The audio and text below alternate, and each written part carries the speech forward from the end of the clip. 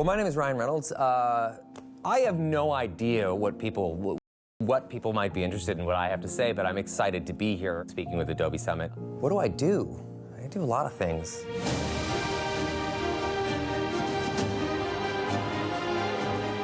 I'm Chief Creative Officer at Mountain, one of the founders of Maximum Effort Marketing and Productions. I'm an actor, I'm a philanthropist, I'm a dad, I'm a pal. I guess that about sums it up. I am not the world's foremost expert on sarcasm, but I would say that I've leaned quite heavily on self-deprecation. I think growing up in Canada, I learned to laugh at myself first and foremost. I think, you know, our ability to laugh at ourselves is a serious gift. Let me show you how to make it. I always feel at least a little bit like an outsider in the marketing space and the brand space, and you know, sometimes that perspective can be valuable. I'm very good at failing, and from failing, I've really sort of, I think, learned more than I could ever possibly imagine. You could fill 1,000 gymnasiums with things I've learned from failing. So as somebody who's, you know, does all right in some other industries, why would I choose to work in marketing and advertising?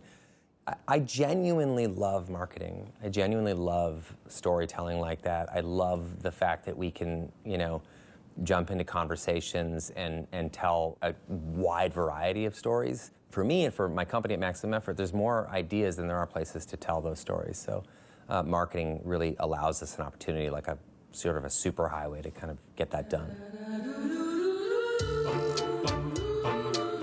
Ads in marketing have so much more in common with film, television, creation and novels, all of those things, and I think people give it credit for. It's all storytelling at the end of the day. And for me, like a key tenet in communication and certainly in marketing and storytelling is this idea that necessity is the mother of invention. And you know, that is something that I like to bring to everything I do in terms of storytelling. I found like that the death of creativity usually happens because there's either too much time or too much money or both.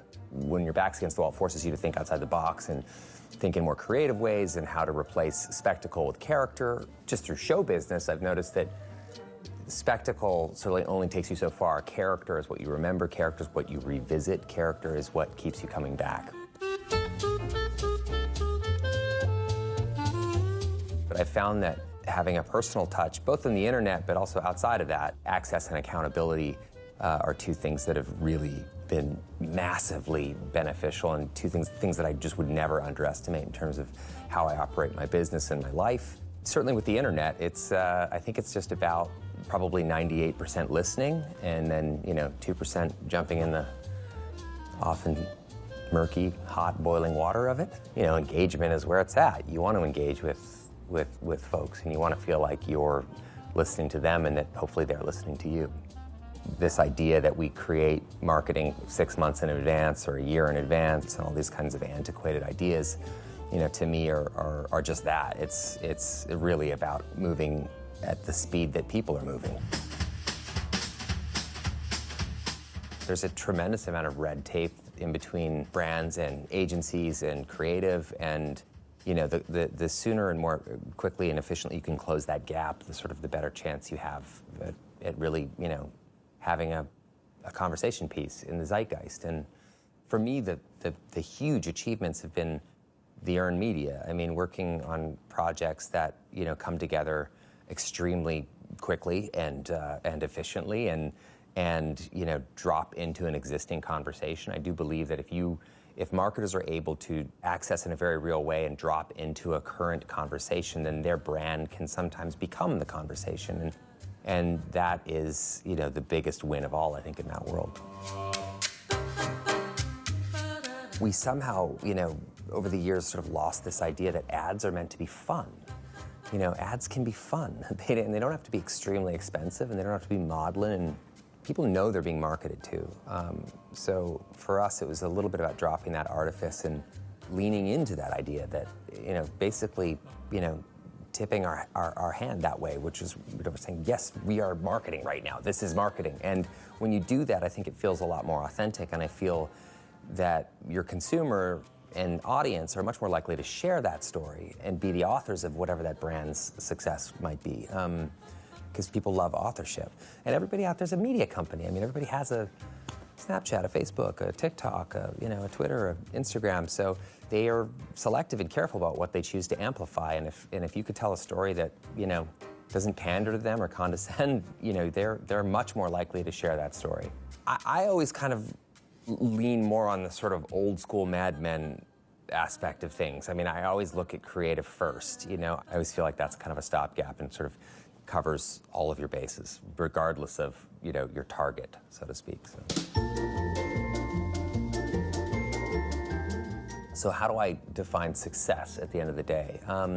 Anything that kind of capitalizes on a conversation, I always find quite successful. I personally find speed very successful. If we can ideate something and be rolling cameras within 12 to 24 hours, I think that's pretty amazing. I'm not saying that is how everyone should operate. Those are special circumstances, but where speed counts like that. But those are situations that I feel extremely proud of. The conversations and culture move so fast.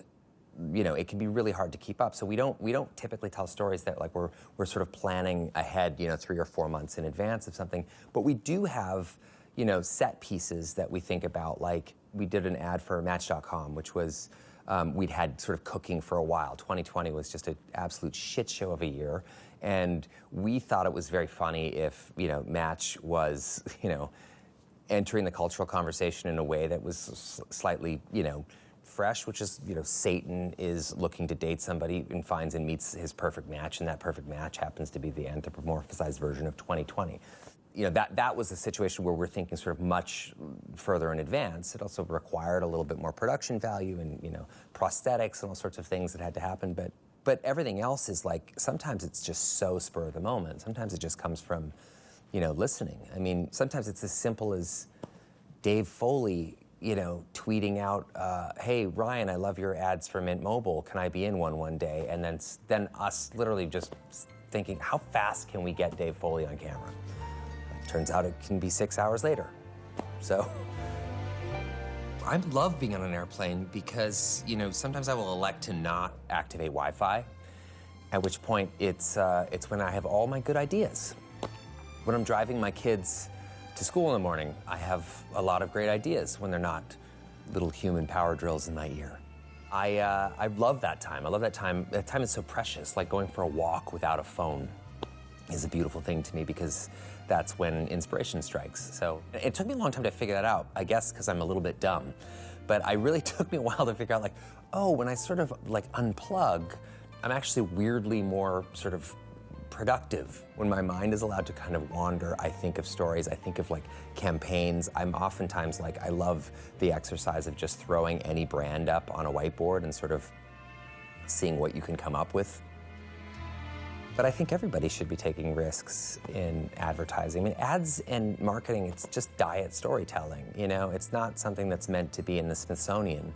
We're just having fun with it. You swing and you miss sometimes, and other times you swing and you hit a grand slam. It's just, I'm always a huge fan of brands that take huge risks, and think outside the box and do things a little bit differently than the status quo. So.